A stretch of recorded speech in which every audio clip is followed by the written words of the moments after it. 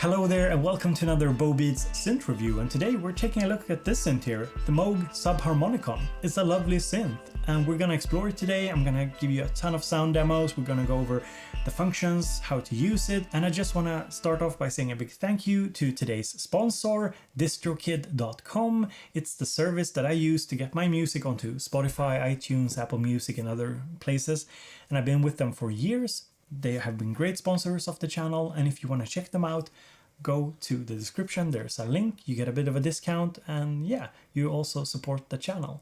So thank you so much DistroKid for sponsoring today's video.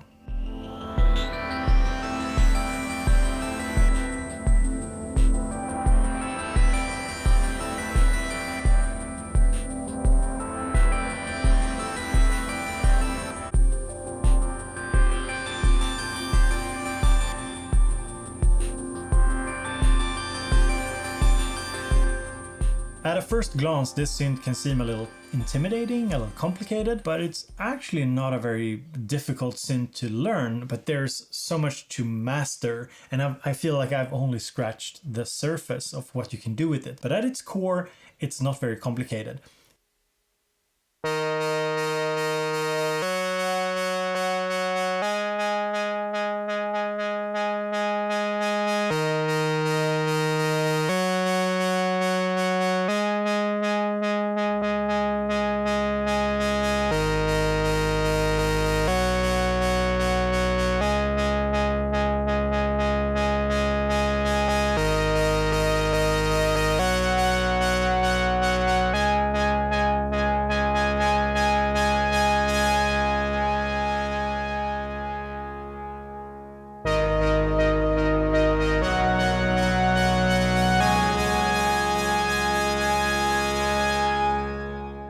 There are two main oscillators, and each of these oscillators have two sub-oscillators. So here we have oscillator number 1.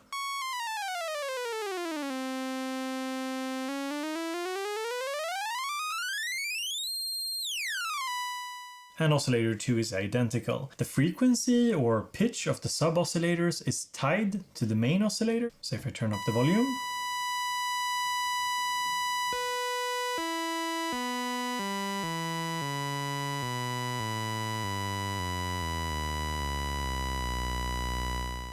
and the frequency of the sub-oscillator is a division of the frequency of the main oscillator.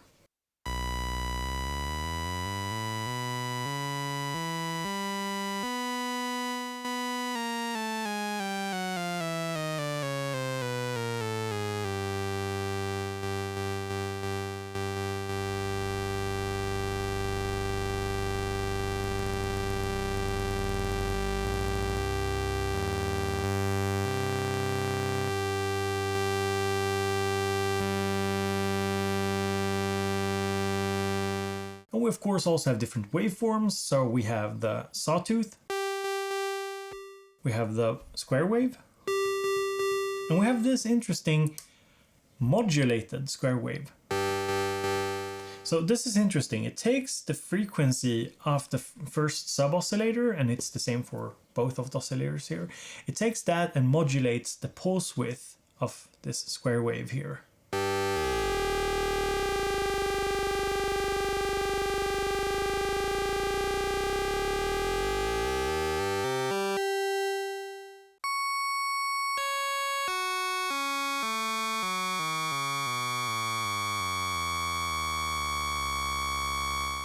On the oscillator section, we can also assign the sequencers. So by default, you're using sequencer number 1 here to control oscillator number 1, and sequencer 2 to control oscillator 2, or the oscillator 2 section. And you use it like this, so you just press this, meaning that now the sequencer controls oscillator 1. You could also assign it to control the sub.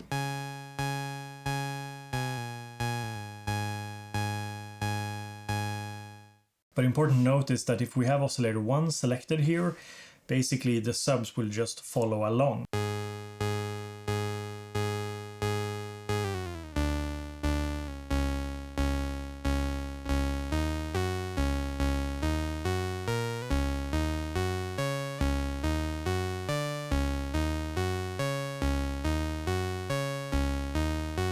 And of course, if we want to bring in the second oscillator section, we just press OSC2 here. And now we of course have to assign also a rhythm to it, because if I just press play here, nothing will happen.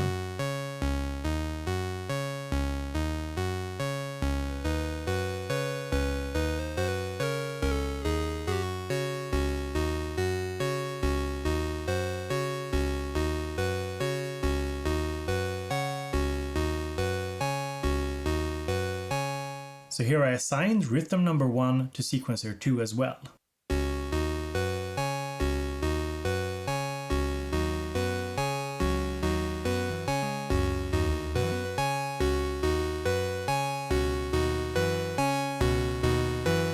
We also have an octave range selector. So here I'm at ±1, which simply means that the sequencer will go from +1 to -1 octave. That's the range of the sequencer. We can change this to 5 octaves, for example.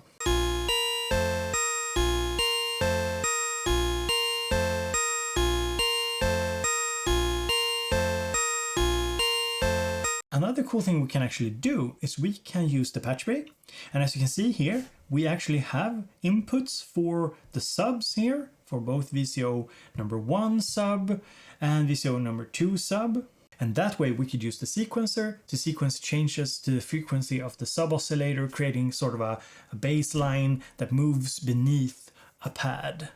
So here's a little demo of that.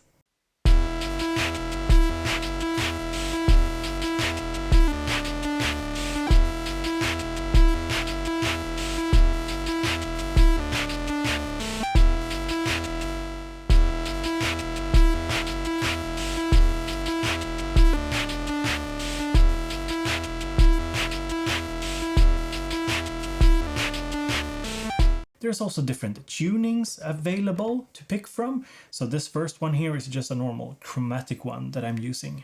And we put all of this together, the fact that we have 6 tunable oscillators.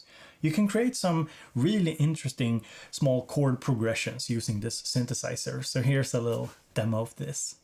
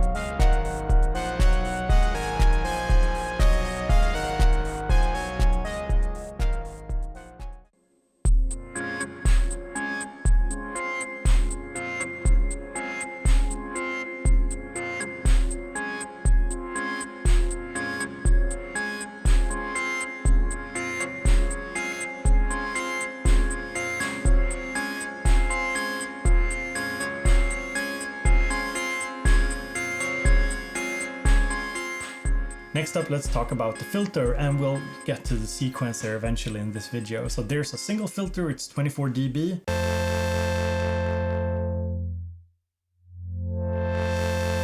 And it's resonant.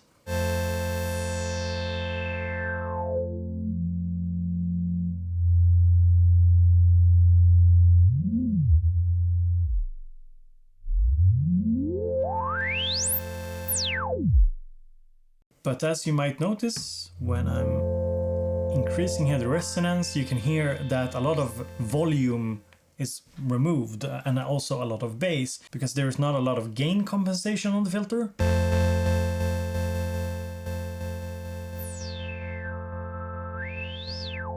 And this is an intended design, and some of you will like that and some of you will not like that. But losing some bass when I'm turning up the resonance can actually be quite a nice thing to make this fit in a mix, because with 2 sub oscillators for each of the oscillators, you know, there's a lot of bass. So having this as sort of a high pass, you know, could be quite a good thing for fitting it in a mix.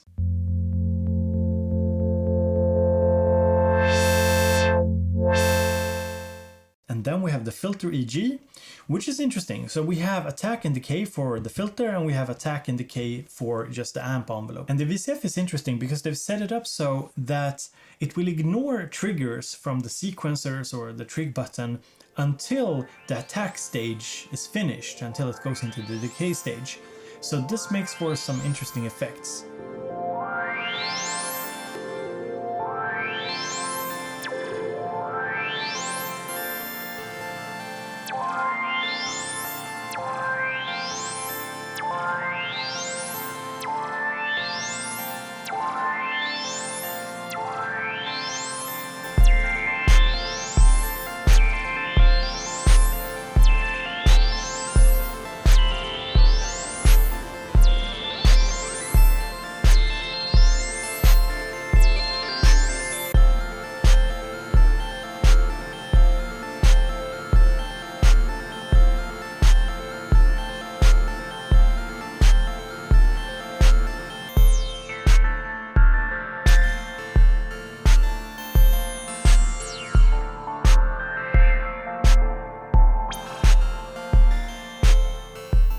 Next up, let's talk about the sequencer, which is of course one of the most interesting things with this synthesizer. So over here we have two 4-step sequencers, and you use this knob here to tune it. Now we also have 4 rhythms, and these rhythms can be assigned to, say, for example, sequencer number 1, sequencer number 2, or in weird combinations like this.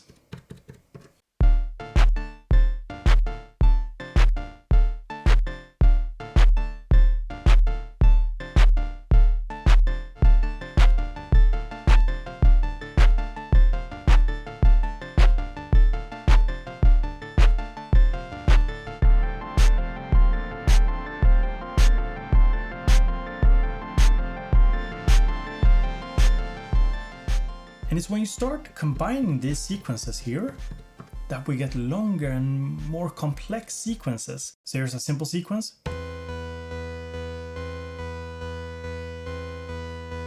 And here's with oscillator 2, and we also have a nice little reset here. So this resets the sequencer.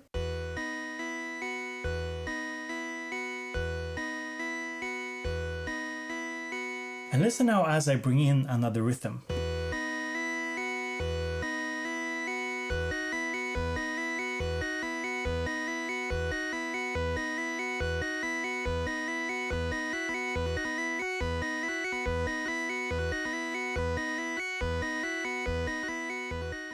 So this way we can create some really interesting rhythmic figures.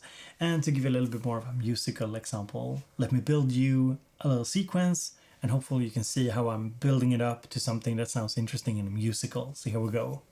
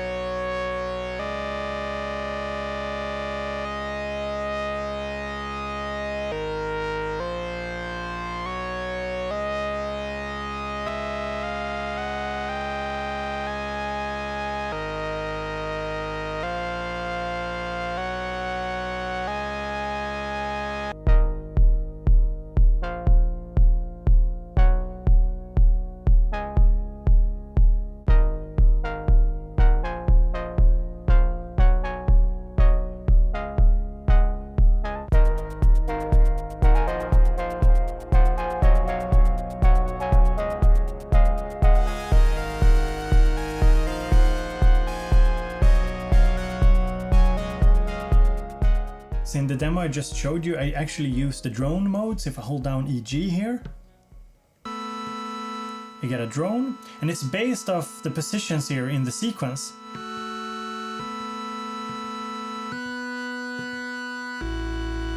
So we can move through and we can use this to set the pitch.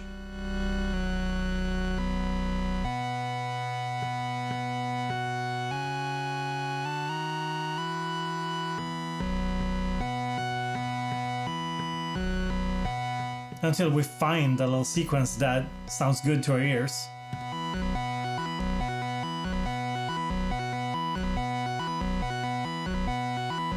And this is actually a very nifty little feature that works very well to building complex sequences. So what I do is I tune one of the oscillators and I set it to some kind of melody that sounds interesting, and then I bring in the second oscillator and I just move through the steps in order to hear, you know, what sounds good and what fits together. And this is something which is very exciting to me because I'm not really approaching it technically. I don't know much about polyrhythms, and I'm not very knowledgeable about tuning and temperament and that sort of stuff either. So what I do is I'm just using my ears to finding melodies that sounds interesting, rhythm that sounds interesting. And because it's so hands-on, it's actually quite doable. I don't really need that much theoretical knowledge to make it sound decent.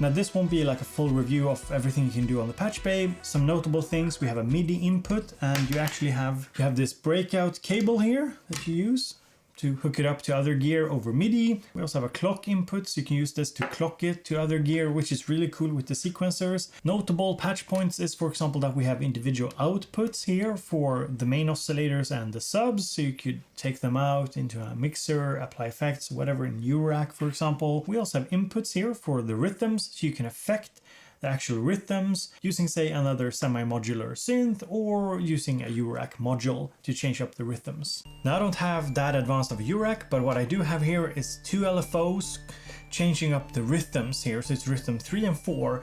So number 3 goes to sequencer 2 and number 4 goes to sequencer 1.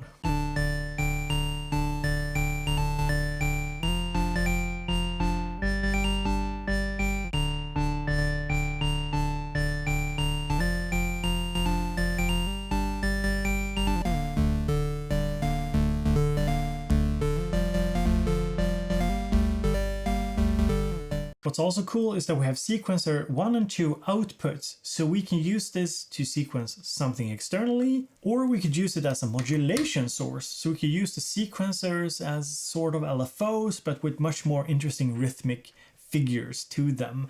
So we could use it to, say, the pulse width. And here's a few examples where I'm doing this. So listen to how the sound is modulated rhythmically. It's actually quite interesting.